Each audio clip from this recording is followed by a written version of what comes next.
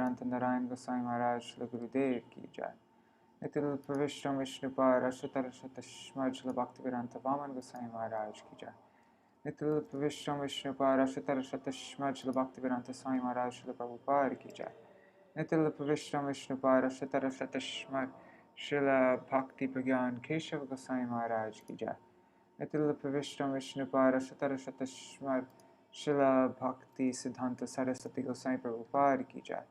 नितिल प्रविष्ट महाभागवत श्री गोक्षरस बाबाजी महाराज की जय। नितिल प्रविष्ट श्री सच्चिदानंद भक्ति विनोद ठाकुर की जय। नितिल प्रविष्ट वैष्णव सार्वभौम जगन्नाथ दास बाबाजी महाराज की जय। श्री रूप गौरिया गुरु वर्ग की जय। श्री रूप सनातन भट्ट रघुनाथ श्री जीव गोपाल भट्ट दास रघुनाथ शार गोसाई प्रभु की जय। श्री स्वरूप दामोदर राय रामानंदारी श्री गौर पार्षद वृंद की जय। नामाचार्य श्री हरिदास ठाकुर की जय।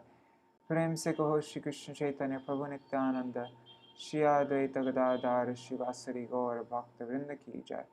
श्री क्षेत्र मंडल गौर मंडल व्रज मंडल मथुर वृंदावन धाम की जय। सर्व अभिष्ट प्रदत्त गिरिराज महाराज की जय। श्री राधा कुंड श्याम कुंड की जय। श्री मुन देवी गंगा देवी की जय। श्री तुलसी महारानी वृंद देवी की जय। श्री भक्ति देवी की जय। श्री पूर्णमासी योगमाया की जय। श्री गोपेश्वर महादेव की जय। श्री हरि नाम संकीर्तन की जय। अनंत कोटि वैष्णव वृंद की जय। समागत गौर भक्त वृंद की जय। श्री निताय गौर प्रेमानंदे हरि हरि बोल। Dandava pranams Prajumna Prabhu and Madhavi Didi. Hari Bol. Just sharing my screen.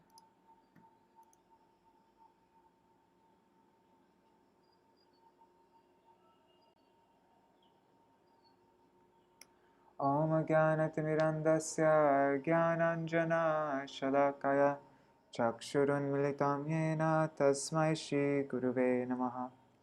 Nama Om Vishnu Padaya Radhikaya Priyatmane Shri Śrīmad-Bhāgavatam Narayana Namine. Nama Om Vishnu Padaya Krishna Prishtaya Bhutale Śrīmate Bhaktivedanta Swaminiti Namine.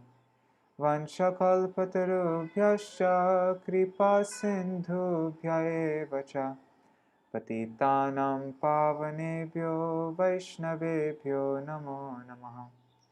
Namo Mahavadanyaya Krishna Prema Pradayate Krishnaya Krishna Chaitanya Namne Gauratishe Namaha.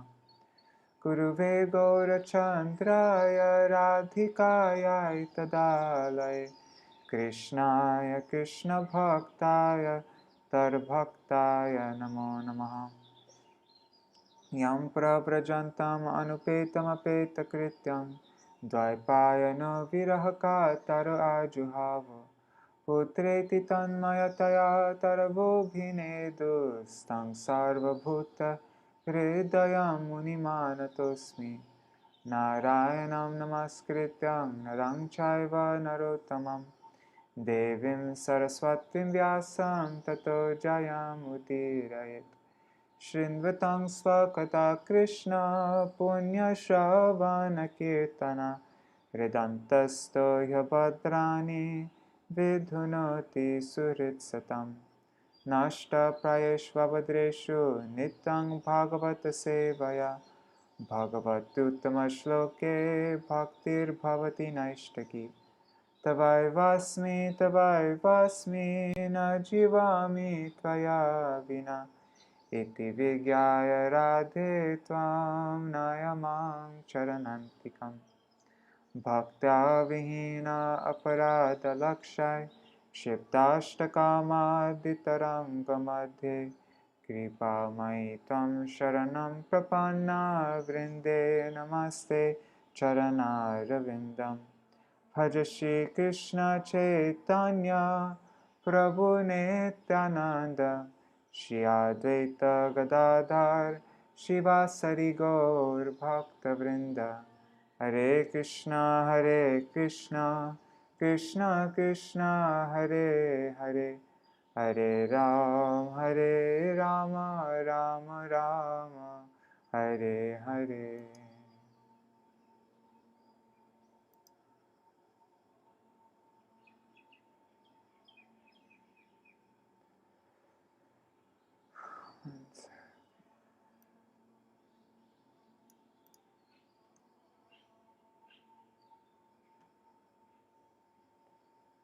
chapter 25.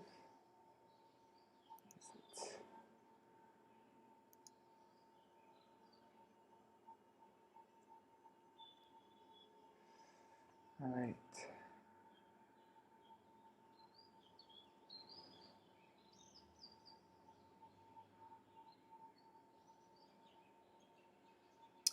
So Lord Shiva disappears and the Prachetas recite the Rudra Gita. Then Narad goes to Praṛtti-mārga, the father of the 10 Prachetas, and he asks, because while the Prachetas were performing austerities, reciting this Rudra Gita for, 10,000 years underwater, during that time Praṛtti-mārga, their father, was engaging in fruitive yagyas, fruitive activities. And so then Narad goes to him and he asks, what will you gain by doing such karma? Then Praṛtti-mārga, he requests for pure knowledge, admitting the misfortune of griha medis, of those who are just, intoxicated in family life with no, just for the purpose of enjoyment.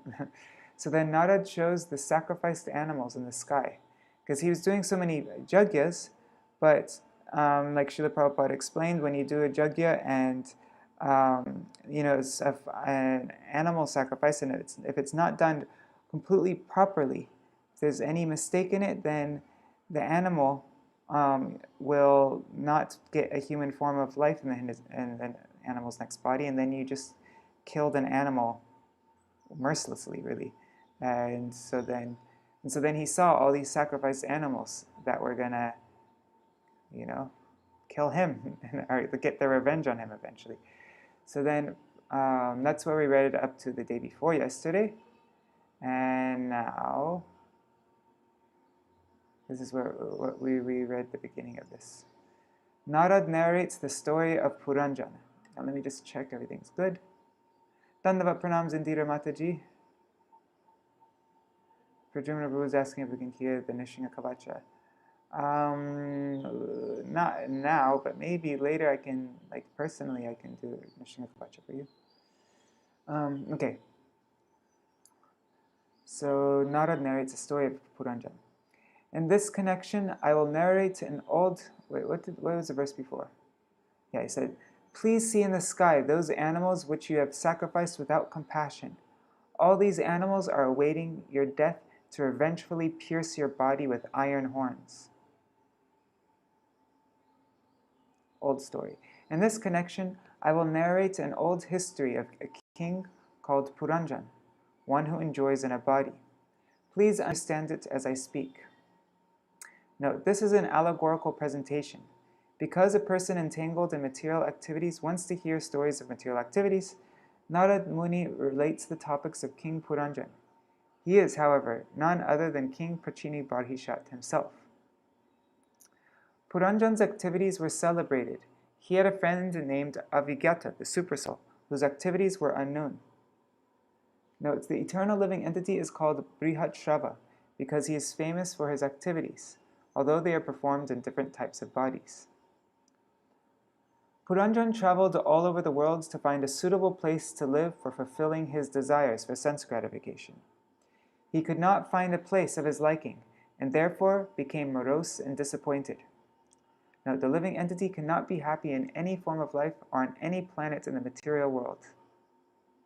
Once while traveling, he saw on the southern side of the Himalayas, in Bharatvarsha, a city with 9 gates with all auspicious facilities. Here's a description of the city of 9 gates, the material body. So the walls compared to the skin, the parks compared to the hairs on the body, the towers compared to the highest parts like nose, head, trenches or canals are compared to the wrinkles and depressions on the body, the windows are the eyes, the gates are the eyelids, the houses with gold, silver, and iron domes are the 3 modes, are 3 dhatus, mucus, bile, and air, kapha, pitta, and what is it? Kapha, Pitta, and Vata. Then the capital of the state is the heart. Floors made of sapphire, crystal, diamonds, pearls, emeralds, rubies are the various desires and plans for material enjoyment. The assembly house is the heart, center of all remembrance, forgetfulness, and deliberation. Street crossings are the place below the palate where the passages for the mouth, nose, and eyes, Place below the palate where the passages for the mouth, nose, eyes, and ears meet. Flags and festoons are the palms and soles of the feet. The streets are the Shushma, Ida, Pingala, running down the spine. I don't even remember that part. I don't know what that means. Anyhow. Gambling houses are the gross location of the senses. The market is the gross mind, the brain. The resting place is the chitta. Beautiful trees and creepers encircling a nice lake. Oh, is there a page missing? No. Okay. Beautiful trees and creepers encircling a nice lake. Groups of birds and bees that were chanting and humming. Is compared to the favorable conditions surrounding the sex impulse. The wind, waterfall, spring air, these are all compared to the sparsha and different types, feelings, touch, and also the different types of rasa, tastes, and smell. Non-violent animals are compared to the no sinful reactions due to pious results. The cooing cuckoos, attracting travelers to rest in that nice garden, compared to persons dividing their enjoyment amongst family members, friends, and guests. Then Purañjana sees a beautiful woman, Purañjanī. Here are the aspects of Purañjanī. She is intelligence functioning with ignorance. She arrived on her own, yadrichaya agatam, which represents the initial relationship of the jiva with material intelligence, which arises without cause. Then she had 10 servants with hundreds of wives. And 10 servants is represented by 10 senses, and the wives are many desires. She's protected by a 5-hooded snake, which is the vital life force. She's beautiful and young, and appeared anxious to find a suitable husband, which means intelligence cannot act without consciousness. She had a beautifully decorated face, which is ways of acquiring knowledge. Beautiful nose, knowledge of smell. Beautiful teeth, ability to taste flavors and chew. Beautiful forehead, clarity of intelligence. Beautiful ears with dazzling earrings. The ability to understand the meaning of scriptures concerning enjoyment and liberation. She was dark in complexion, which represents the intelligence covering the Lord for the jiva. She's dressed in a yellow sari and gold belt, which is intelligence covered by actions and rajas and passion. And her 2 feet were jingling with ankle bells, which is represented by intelligence unsteady in hearing scriptures. Her 2 breasts is represented by rag and dvesh, attachment and aversion, and youthful. She's youthful, and rag and dvesh are always young. Her 2 breasts are round with no space in between, which means that rag and dvesh, this attachment and aversion, are equally bewildering. She tried to hide them with the end of her cloth out of shyness. Cultured people try to hide rag and dvesh. Even anarthas can be transfigured in bhakti, but this rag and dvesh can be used in bhakti. We're attached to the Supreme Lord, and we have aversion towards anybody who is against the Lord and the devotees. All right. A beautiful woman becomes Puranjan's queen. I think we read up to 28 yesterday, right? I think so.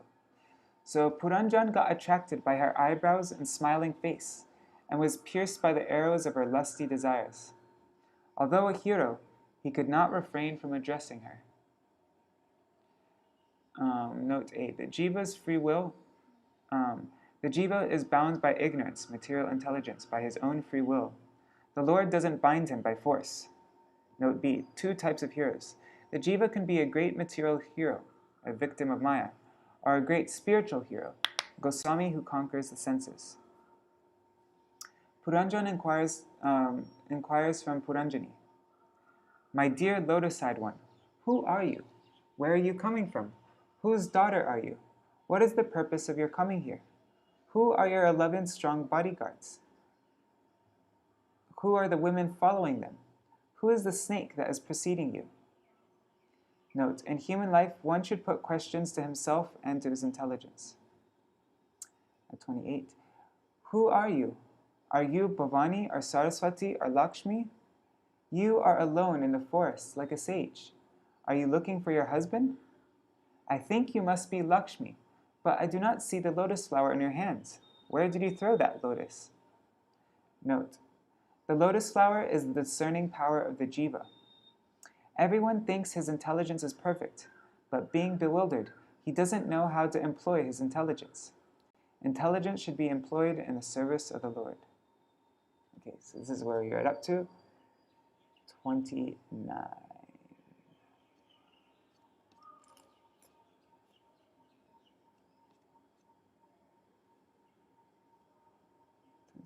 29, there we are.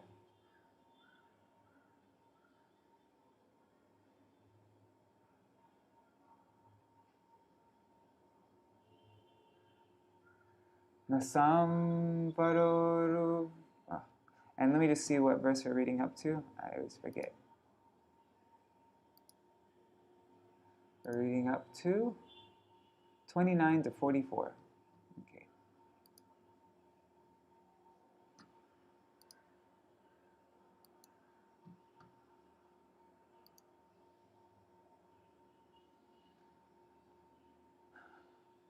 Nasamvaroravanyat. Nasamvarovanyatama bhuvisprik purimimam virya varena sakam arhasyalankartum adabrakarmana lokam parang shir ivayagya pungsa. O greatly fortunate one, it appears that you are none of the women I have mentioned, because I see that your feet are touching the ground. But if you are some woman of this planet, you can, like the goddess of fortune, who accompanied by Lord Vishnu increases the beauty of the Vaikuntha planets, also increase the beauty of the city by associating with me. You should understand that I am a great hero and a very powerful king on this planet. Purport by Srila Prabhupada. There is a difference between demoniac mentality and devotional mentality.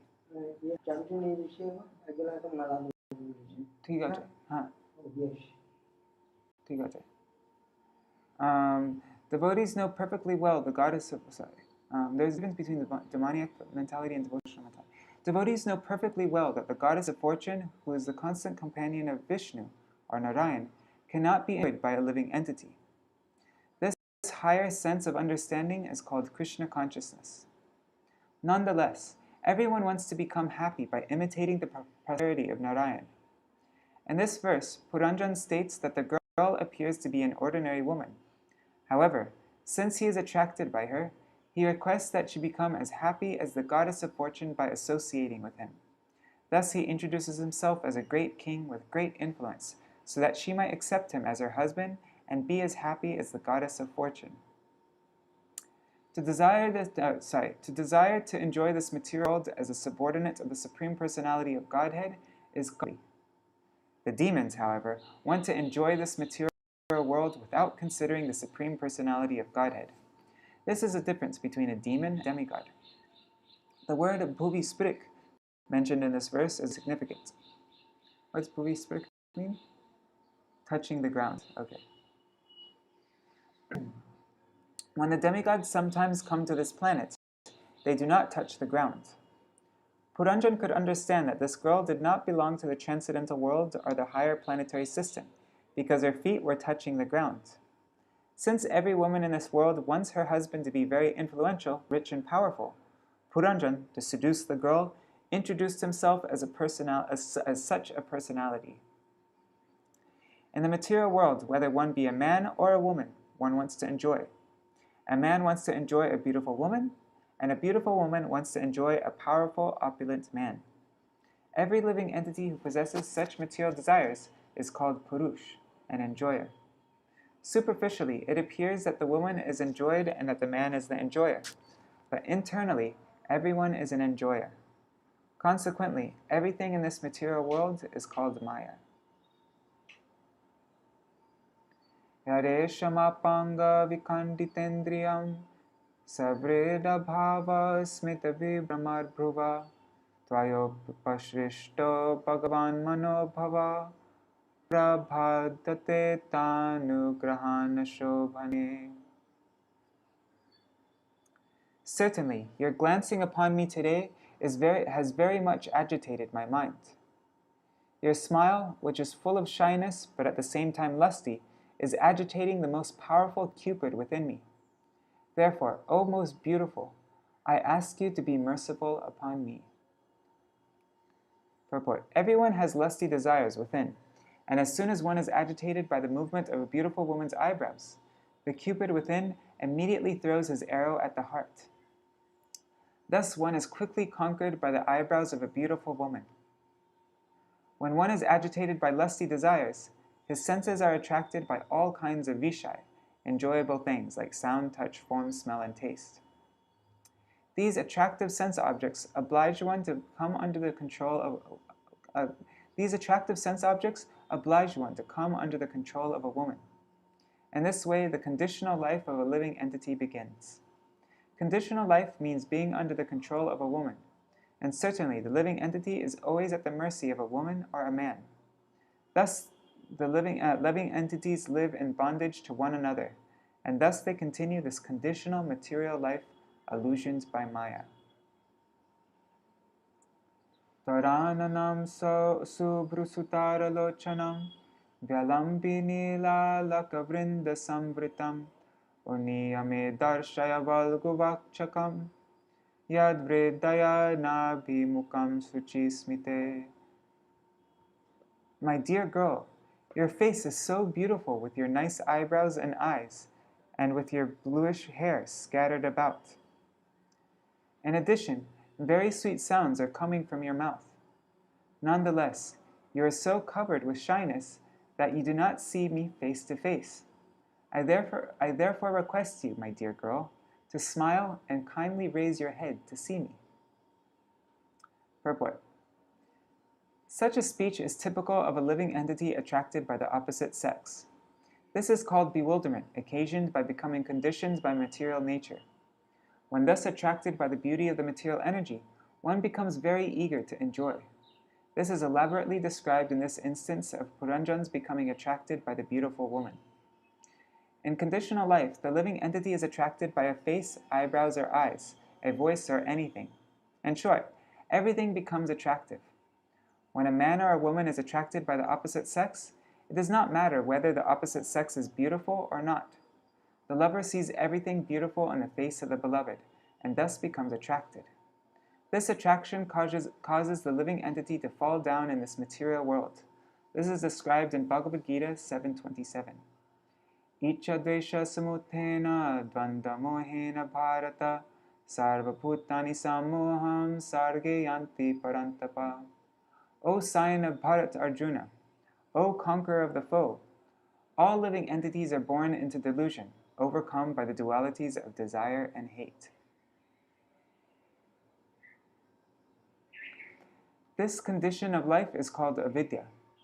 Opposed to this avidya is real knowledge. Sri Ishupanishad distinguishes between vidya and avidya, knowledge and ignorance. By avidya, ignorance, one becomes conditioned, and by vidya, knowledge, one becomes liberated. Purañjana admits herein that he is attracted by avidya.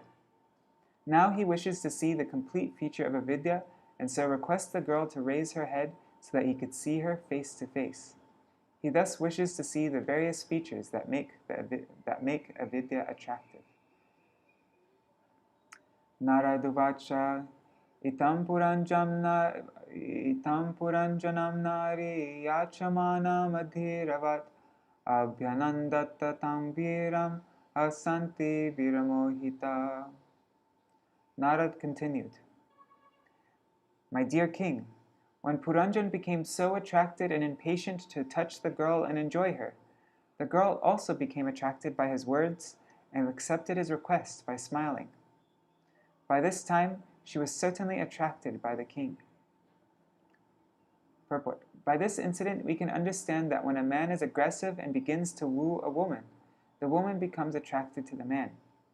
This process is described in the Bhagavatam 5.5.8 as Pungsa Striya Mituni Bhavam Itam.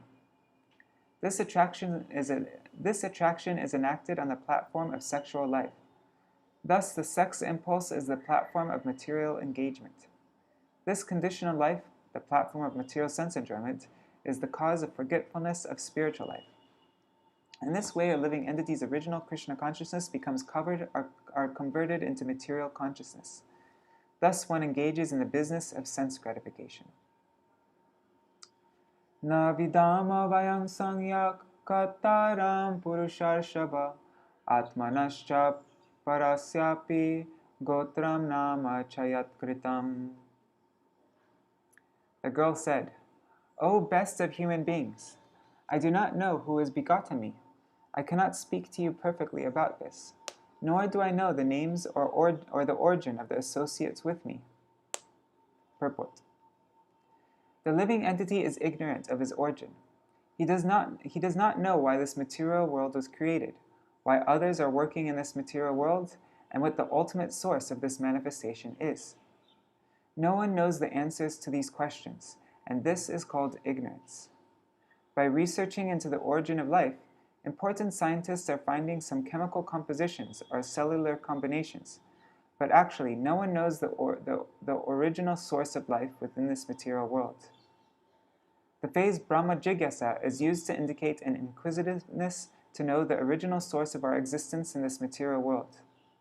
No philosopher, scientist, or politician actually knows where from we have come, why we are struggling so hard for existence, and where we will go. Generally, people are of the opinion that we are all here accidentally, and that as soon as these bodies are finished, all our dramatic activities will be finished and will become zero. Such scientists and philosophers are impersonalists and voidists. In this verse, the girl is expressing the actual position of the living entity. She cannot tell Purañjana her father's name because she does not know from where she has come. Nor does she know why she is present in that place. She frankly says that she does not know anything about all this. This is the position of the living entity in the material world. There are so many scientists, philosophers, and big leaders, but they do not know where from they have come, nor do they know why they are busy within this material world to obtain a position of so-called happiness. In this material world, we have many nice facilities for living, but we are so foolish that we do not ask who made this world. We do not ask who has made this world habitable for us and has arranged it so nicely. Everything is functioning in order, but people foolishly think that they are produced by chance in this material world and that after death they will become zero. They think that this beautiful place of habitation will automatically remain. Ihadya santamatmanam vidamana tata param yeneyam nirmita vira purisharanam atmana. O great hero, we only know that we are existing in this place. We do not know what will come after. Indeed, we are so foolish that we do not care to understand who has created this beautiful place for our residence. Purport. This lack of Krishna consciousness is called ignorance. In Śrīmad-Bhāgavatam 5.5.5, it is called Parabhavas Tavar Abodha Jata. Everyone is born ignorant. The Bhagavatam therefore says that we are all born ignorant within this material world. In our ignorance, we may create nationalism, philanthropy, internationalism, science, philosophy, and so many other things. The basic principle behind all these is ignorance. What then is the value of all this advancement of knowledge if the basic principle is ignorance? Unless a person comes to Krishna consciousness, all of his activities are defeated. This human form of life is especially meant to dissipate ignorance. But without understanding how to dissipate ignorance, people are planning and building many things. After death, however, all of this is finished. Ete sakaya sakyo me nara naryashchamanada suptayam mai jagarti nagoyam palayan purim. My dear gentlemen, all these men and women with me are known as my friends, and the snake, who always remains awake, protects this city even during my sleeping hours. So much I know. I do not know anything beyond this. Okay, so much I know, I mean like this much I know. I do not know anything beyond this. Purport. Puranja inquired from the woman about those 11 men and their wives and the snake. The woman gave a brief description of them. She was obviously without full knowledge of her surrounding men and women and the snake. As stated before, the snake is the vital force of the living being. This vital force always remains awake even when the body and senses become fatigued and do not work. Even in a state of unconsciousness, the snake, or the life force, remains intact and awake. Consequently, we dream when we sleep. When the living entity gives up this material body, the vital force still remains intact and is carried to another material body. That is called transmigration, or change of the body. And we have come to know this process as death. Actually, there is no death. The vital force always exists with the soul, and when the soul is awakened from so-called sleep, he can see his 11 friends, or the active senses in the mind with their various desires, wives. The vital life force remains. Even during our sleeping hours, we can understand by virtue of our breathing process that the snake lives by eating the air that passes within this body. Air is exhibited in the form of breathing, and as long as breath is there, one can understand that a sleeping man is alive. And when the gross body is asleep, the vital force remains active and alive to protect the body. Thus, the snake is described as living and eating air to keep the body fit for life. Tishyagato sibhadram te gramyam kamam abhipsase udvahishyami tangsteham swabandhu bir arindama. O killer of the enemy, you have somehow or other come here. This is certainly great fortune for me. I wish all auspicious things for you. You have a great desire to satisfy your senses, and all my friends and I shall try our best in all respects to fulfill your desires. Purport. The living entity comes down into this material world for sense gratification, and his intelligence, represented by the woman, gives him the proper direction by which he can satisfy his senses to their best capacity. In actuality, however, intelligence comes from the Supersoul, or the Supreme Personality of Godhead, and he gives full facility to the living entity who has come down to this material world. As stated in Bhagavad Gita 2:41, Vyavasayatmika buddhir ekeha kurunandana bahu shakya hyanantascha buddhayo vyavasayinam. Those who are on the spiritual path are resolute in purpose, and their aim is one. O beloved child of the Kurus, the intelligence of those who are irresolute is many-branched. When a devotee is advancing towards spiritual realization, his only aim is the service of the Supreme Personality of Godhead. He does not care for any other material or spiritual activity. King Puranja represents the ordinary living entity, and the woman represents the ordinary living entity's intelligence. Combined, the living entity enjoys his material senses, and the intelligence supplies all paraphernalia for his enjoyment. As soon as he enters the human form, the living entity is entrapped by a family tradition, nationality, customs, etc. These are all supplied by the Maya of the Supreme Personality of Godhead. Thus, the living entity, under the bodily conception of life, utilizes his intelligence to his best capacity in order to satisfy his senses. Imang tam aditishtasva purim nava mukhim vibo mayopanitam grihana kama bhogan shatam sama. My dear Lord, I have just arranged the city of 9 gates for you, so that you can have all kinds of sense gratification. You may live here for 100 years, and everything for your sense gratification will be supplied. Purport. Dharmartha kama mokshanam dhara samprapti hetava. The wife is the cause of all kinds of success in religion, economic development, sense gratification, and ultimately salvation. When one accepts a wife, it is to be understood that he is being helped in his progressive march towards liberation. In the beginning of life, a person is trained as a brahmachari, and is then allowed to marry a suitable girl and become a householder. If one is thoroughly trained in household life, he finds all facilities for human life: eating, sleeping, mating, and defending. Everything is there if it is executed according to regulative principles. Kang nutvaranyam ramaye hyarati gyam akovidam asamparayabhimukam ashvastana vidam pashum.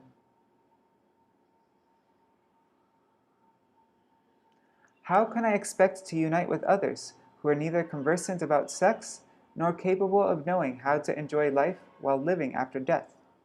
Such foolish persons are like animals, because they do not know the process of sense enjoyment in this life and after death. Purport. Since there are 8,400,000 species of life, there are also many different living conditions. In the lower grades of life, in plant and tree life, there is no system for sexual intercourse. In the upper grades, in the life of birds and bees, there is sex, but the insects and animals do not know how to actually enjoy sex life. In the human form of life, however, there is full knowledge of how to enjoy sex. Indeed, there are many so-called philosophers who give directions on how to enjoy sex life. There is even a science called Kama Shastra, which is the science of sex. In human life, there are also such divisions as brahmacharya, grahastha, vanaprastha, and sannyas. There is no sex life except in the grahastha or householder ashram. The brahmachari is not allowed any sex. A vanaprastha voluntarily refrains from sex, and the sannyasi is completely renounced. The karmis do not practice brahmacharya, vanaprastha, or sannyas life, for they are very much interested in grihastha life. In other words, a human being is very much materially inclined. Indeed, all living entities are materially inclined. They prefer grihastha life because there is a concession for sex. The karmis think the other statuses of life are worse than animal life, for animals also have sex, whereas the brahmachari, vanaprastha, and sannyasi completely give up sex. The karmis, therefore, abhor these orders of spiritual life. Dharma hyatartha kamaucha prajanando mritam yasha lokavishoka viraja yanake valino vidu.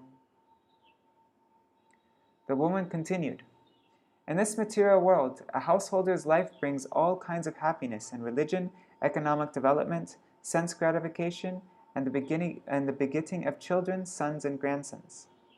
After that, one may desire liberation as well as material reputation. The householder can appreciate the results of sacrifices, which enable him to gain promotion to superior planetary systems. All this material happiness is practically unknown to the transcendentalists. They cannot even imagine such happiness.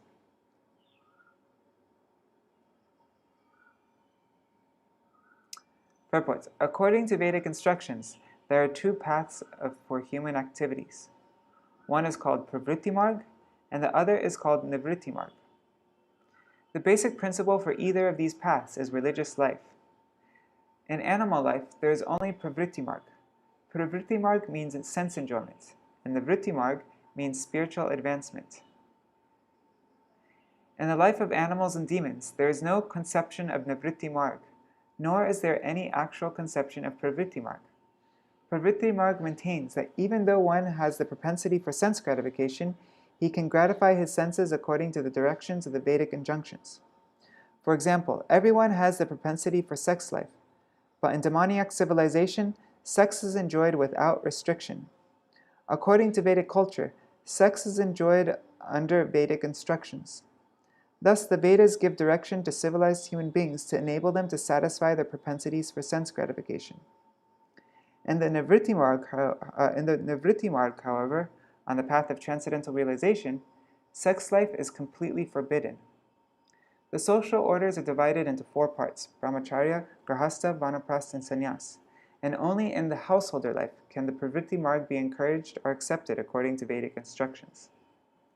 In the orders of brahmacharya, vanaprastha, and sannyas, there are no facilities for sex. In this verse, the woman is advocating pravṛtti-mārga only, and is discouraging the path of nivṛtti-mārga. She clearly says that the yatis, the transcendentalists who are concerned only with spiritual life, kaivalya, cannot imagine the happiness of pravṛtti-mārga. In other words, the man who follows the Vedic principles enjoys the materialistic way of life not only by becoming happy in this life, but also in the next life by being promoted to the heavenly planets. In this life, such a person gets all kinds of material opulences, such as sons, and grandsons, because he is always engaged in various religious functions. The material distress are birth, old age, disease, and death, but those who are interested in pravṛtti-mārga hold various religious functions at the time of birth, old age, disease, and death. Without caring for the distresses of birth, old age, disease, and death, they are addicted to performing the special functions according to the Vedic ritualistic ceremonies. Factually, however, pravṛtti-mārga is based on sex life. As stated in Śrīmad-Bhāgavatam 7.9.45, Yan maitunadi grihamedi sukam hi tucham. A householder who is too much addicted to pravṛtti-mārga is actually called a grihamedi, not a grihastha. Although the grihastha desires sense gratification, he acts according to Vedic instructions. The grihamedi, however, who is interested only in sense gratification, does not follow any Vedic instruction. The grihamedi engages himself as an advocate of sex life, and also allows his sons and daughters to engage in sex and to be deprived of any glorious end in life. A grihastha enjoys sex life in this life as well as in the next, but a grihamedi does not know what the next life is about, because he is simply interested in sex in this life. On the whole, when one is too much inclined toward sex, he does not care for the transcendental spiritual life. In this age of Kali especially, no one is interested in spiritual advancement. Even though it is sometimes found that one may be interested in spiritual advancement, he is most likely to accept a bogus method of spiritual life, being misguided by so many pretenders. Pitri-devarshi-martyanam bhutanam atmanashchaha shemyam vadanti sharanam bhavismenya grihashrama. The woman continued, according to authorities, the householder life is pleasing not only to oneself, but to all the forefathers, demigods, great sages, saintly persons, and everyone else. A householder life is thus beneficial. Purport. According to the Vedic system, when one is born in this material world, he has many obligations. He has obligations to the demigods of the sun, moon, King Indra, Varuna, etc., because they are supplying the necessities of life. We receive heat, light, water, and all other natural amenities through the mercy of the demigods. We are also indebted to our forefathers, who have given us these bodies: paternal property, intelligence, society, friendship, and love. Similarly, we are indebted to the general public for politics and sociology, and we are also indebted to lower animals such as horses, cows, asses, dogs, and cats. In this way, as soon as one is born in this material world as a human being, he has so many obligations and is bound to repay all these obligations. If he does not repay them, he is further entangled in the process of birth and death. The Grihamedi, however, who is overly addicted to material things, does not know that if he simply takes shelter at the lotus feet of Mukunda, he is immediately freed from all obligations to others. Unfortunately, a Grihamedi does not have any interest in Krishna consciousness. Prahlad Maharaj says, Matirna Krishna parata svatova mito bipadeta griha vratanam. A griha vrata is the same as a grihamedi. One who takes sex life to be supreme finds action in Krishna consciousness confusing. Either due to his own personal consideration or due to his having taken instructions from others or conferring with them, he becomes addicted to sexual indulgence and cannot act in Krishna consciousness.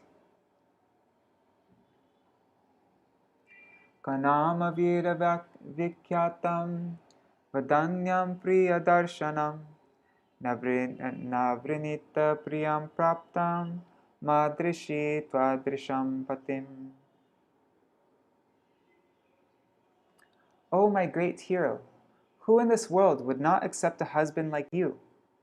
You are so famous, so magnanimous, so beautiful, and so easily gotten.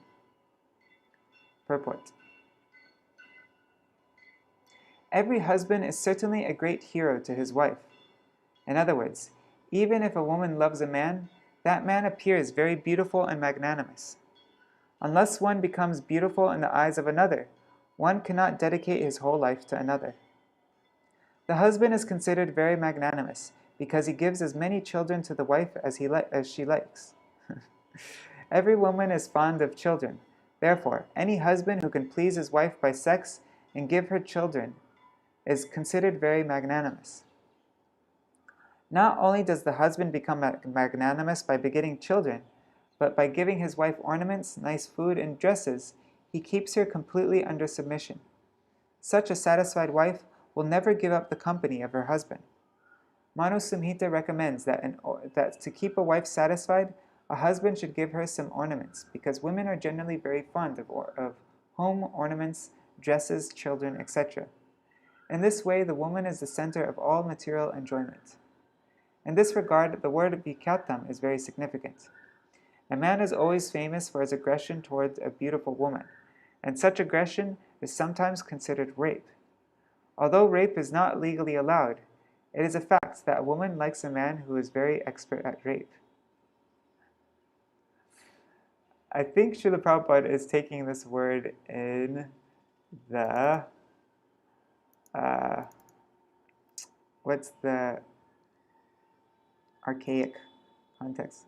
Let me see. Just looking this in the dictionary.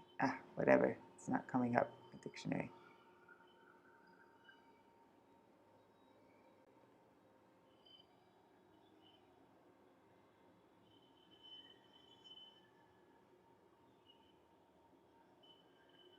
Anyhow.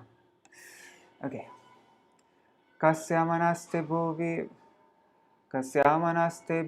bhogi bhogayo striyana sajed bhujayor mahabhuja yonata vargadim alam grinodata smita valokena charatapohitum. Actually, I remember Namras had a podcast with, what's his name? Garuda Prabhu.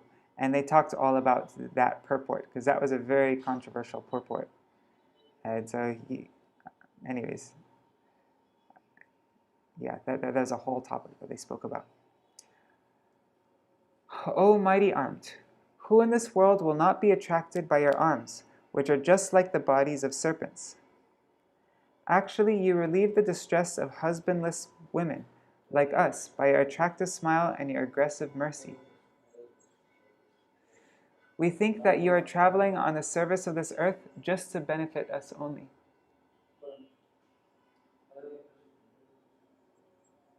Purport. When a husbandless woman is attacked by an aggressive man, she takes his action to be mercy. A woman is generally very much attracted by a man's long arms. A serpent's body is round, and it becomes narrower and thinner at the end. The beautiful arms of a man appear to a woman just like serpents, and she very much desires to be embraced by such arms. The word anatta-varga is very significant in this verse. Nata means husband, and a means without. A young woman who has no husband is called anat, meaning one who is not protected. As soon as a woman attains the age of puberty, she immediately becomes very much agitated by sexual desire. It is therefore the duty of the father to get his daughter married before she attains puberty. Otherwise, she will be very much mortified by not having a husband. Anyone who satisfies her desire for sex at that age becomes a great object of satisfaction. It is a psychological fact that when a woman at the age of puberty meets a man, and the man satisfies her sexually, she will love that man for the rest of her life, regardless of who he is. Thus, so-called love within this material world is nothing but sexual satisfaction. Naraduvacha etito dang pati tatra samudya samayamita tang pravrishta purim rajan mumudhate shatam sama. The great sage Narad continued, "My dear king, those two, the man and the woman, supporting one another through mutual understanding, entered that city and enjoyed life for 100 years. Purport. 100 years is significant in this connection because every human being is given the concession to live up to 100 years.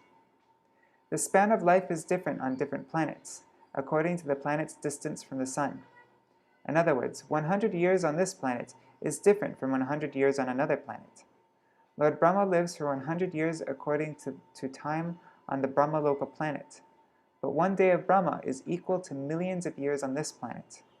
Similarly, the days on the heavenly planets are equal to 6 months on this planet. On every planet, however, the span of life for a human being is roughly 100 years. According to the lifespans on different planets, the standards of living also differ.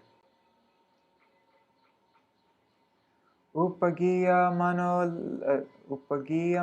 lalitam tatra chagayakai kridam parivrita stribir haradinim avishachucho.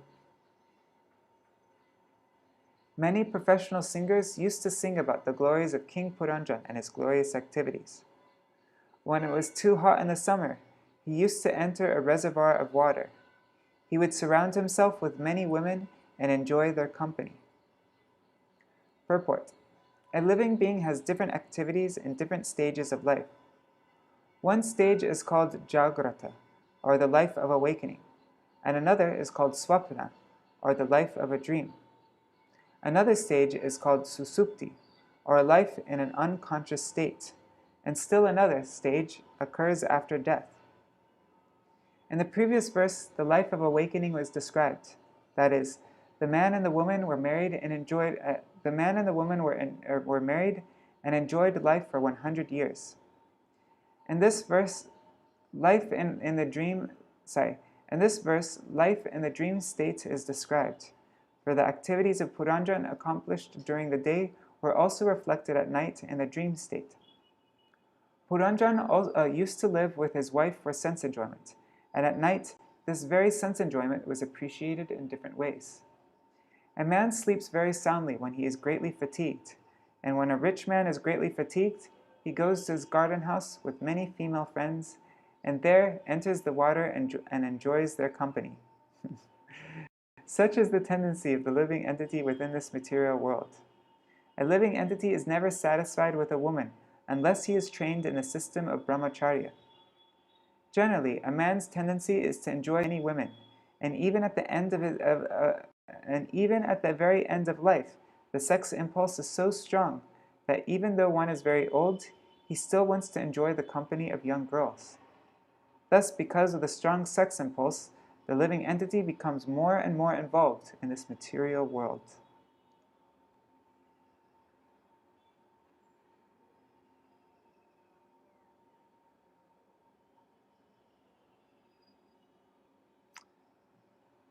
Alright, tomorrow we will read 44.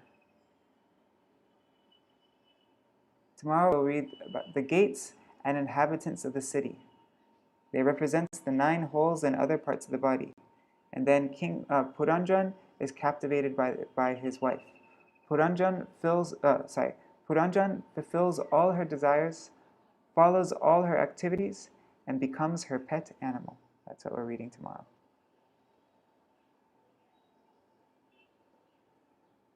Hare Krishna, Krishna Krishna, Hare Hare, Hare Rama, Rama Rama, Hare Hare, Hare Krishna, Krishna Krishna, Hare Hare, Hare Rama, Rama Rama, Hare Hare, Hare Krishna, Krishna Krishna, Hare Hare, Hare Ram, Ram, Hare Hare, Hari Bol, Hari Bol, Hari Bol, Nitai Gaur, Hari Bol, Nitai Gaur, Hari Bol, Hari Bol, Hari Bol, Nitai Gaur, Hari Bol. Jai Shri Guru Gauranga Gandharvika Giridhari Shri Radha Vinod Bihari Ju ki Jai. Shri Govinda Gopinath Madan Mohan Ju ki Jai. Nitil Pravishtam Vishnupad Ashtara Shatashmad Shala Bhakti Vedanta Narayan Gosai Maharaj Shala Gurudev ki Jai. Nitil Pravishtam Vishnupad Ashtara Shatashmad Shala Bhakti Vedanta Vaman Gosai Maharaj ki Jai. Nitil Pravishtam Vishnupad Ashtara Shatashmad Shala Bhakti Vedanta Swami Maharaj Shala Prabhupada ki Jai. Nitil Pravishtam Vishnupad Ashtara Shatashmad Shala Bhakti Pragyan Keshav Gosai Maharaj ki Jai. Nitil Pravishtam Vishnupad Shala Bhakti Siddhanta Saraswati Gosai Prabhupada ki Jai. Nitil Pravishtam Mahabhagavat Shala Goksharas Babaji Maharaj ki Jai. Nitil Pravishtam Shala Satchidananda Bhakti Vinod Thakur ki Jai. Nitil Pravishtam Vaishnav Sarvabhauma Shala Jagannath Das Babaji Maharaj ki Jai. Shri Rupano Gauriya Guru Varga ki Jai. Shri Rupa Sanatan Bhatta Raghunath Shri Jeev Gopal Patadash Raghunath Shar Gosai Prabhu ki Jai. Shri Sarup Damodar Rai Ramanandari Shri Gaur Parshad Vrinda ki Jai.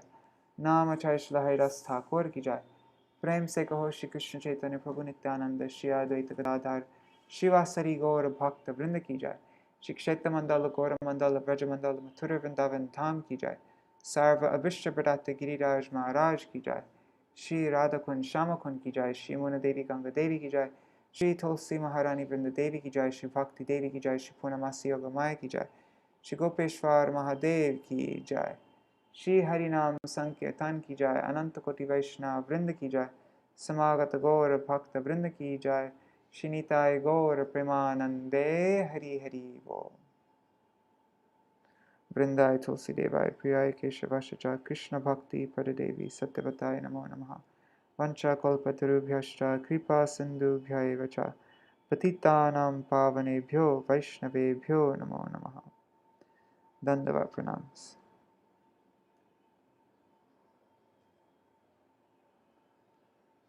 Oh, and Dandavat Pranams Pradyumna Prabhu, and also Pradyumna Prabhu's mother, Mantramurti Mataji. Dandavat Pranams.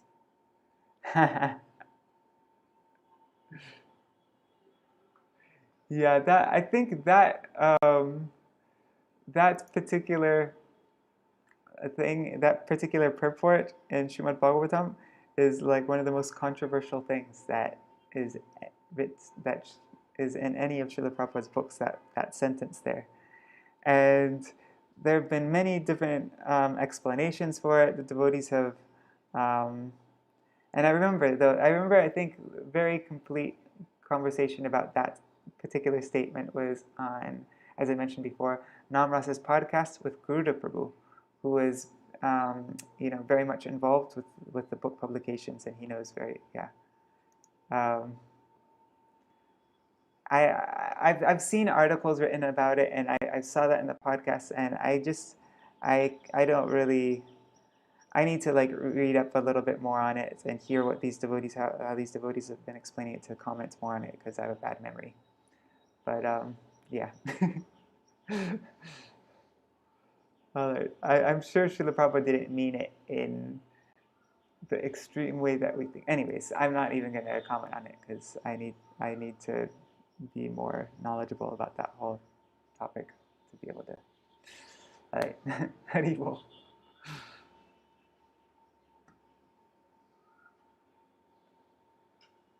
All right, done the